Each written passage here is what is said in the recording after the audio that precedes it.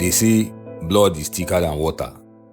But what happens when the same blood that's supposed to protect you becomes your greatest betrayer? This story is not fiction. It happened to me, and I'm telling it to you now.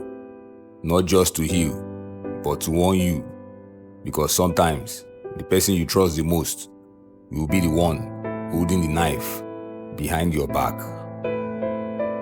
Our family unit in Umahia wasn't just soil and trees. It was history passed down from my great-grandfather. 10 full plots, fertile, bordered by palm trees and whispering bamboo. My dad used to say, as long as this land stands, our family can never be poor.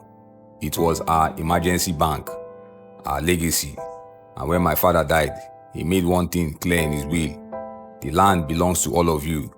Nobody should sell without everyone's agreement. I was 16 when he died. My elder brother, Chike, was 28, the first son, the golden one, and me, just the youngest, always in the shadow. Chike left for Lagos 2 months after the burial. He said he could not waste his youth farming cassava. He went to hustle, and from his calls, life was sweet. I dey chew for Lekki now, Junior. Once I hammer, you no go recognize me.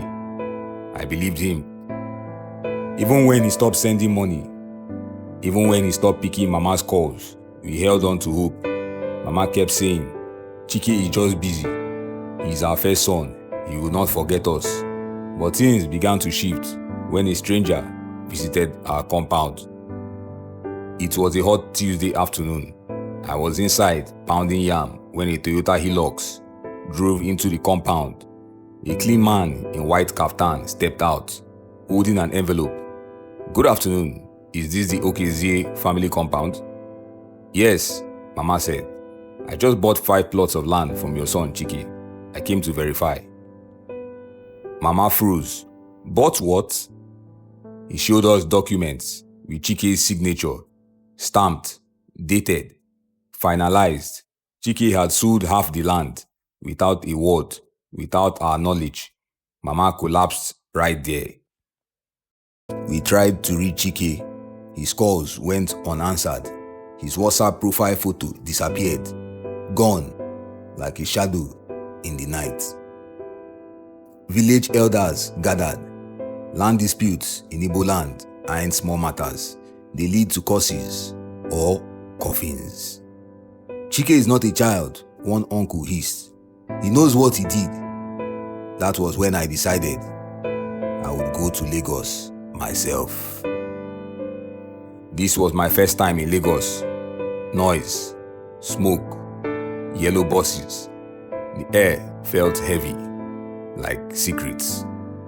Chike always used to talk about an area called Lawansi in Surulere when he called. So I decided to start my search there. I had only 6,000 naira, slept in a church compound in the area, told the pastor my story.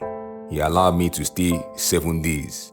I searched everywhere, no Chike, until I met a woman in a shawarma shop around Lawansi Market. She recognized his photo. He used to date my friend, but he moved to First Act 2 months ago with one big girl, driving Benz now.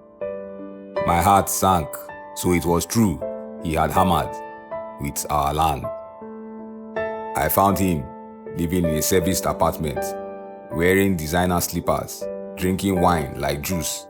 Chike, I called. He turned. Silence. Junior, what are you doing here? I did not cry. I did not shout. I just asked, why? He sighed. You won't understand. Things were hard. I needed to invest. Crypto, real estate. I was going to pay back. Crypto.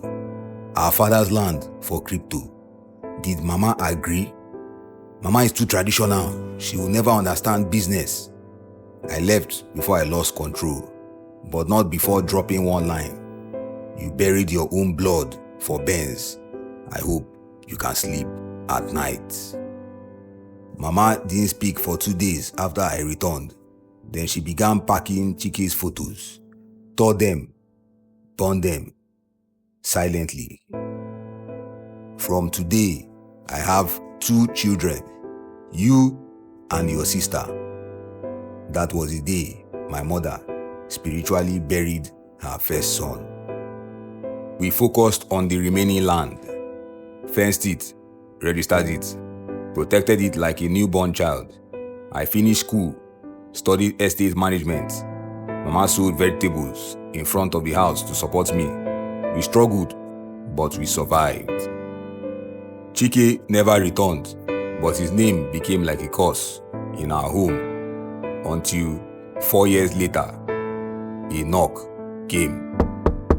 It was him, beard rough, eyes sunken, no Benz, no slippers, no swagger. Junior, Mama, please. He knelt, tears falling like rain. I lost everything. The woman left me. My partner scammed me. I have nothing. I came to ask for forgiveness and a place to sleep. Mama looked at him, then at me, then walked back into the house. Silence. I stood. I told him to sleep in the corridor. That was all I could give. Forgiveness takes time. Over the next few months, Chike tried to make things right.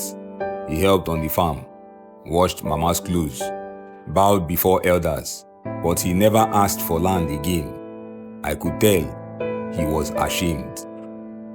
One day, I asked him, "Why did you really do it?" He looked at me, tears in his eyes. Pride, greed, and fear of failure. I thought success would make all of you love me more. I held his shoulder. We already loved you, bro. You didn't need to sell us to prove anything. Family can hurt you deeper than enemies, but sometimes family can heal too. We never got our land back, but we got something more important: truth, redemption, and the second chance. Chike still works in the village now. Quiet, humble, grateful. He learned the hard way that money made from betrayal will never bring peace. So, if you are listening and you are facing pressure to succeed, don't sell your soul or your family to prove a point. Real success starts with integrity. Family over everything. And if you've ever been betrayed by someone close, tell us how you dealt with it. You might just help someone heal today. Thanks for watching. If you enjoyed the story, hit the like button, drop a comment, share it with your people, and don't forget to subscribe for more stories like this. See you in the next one.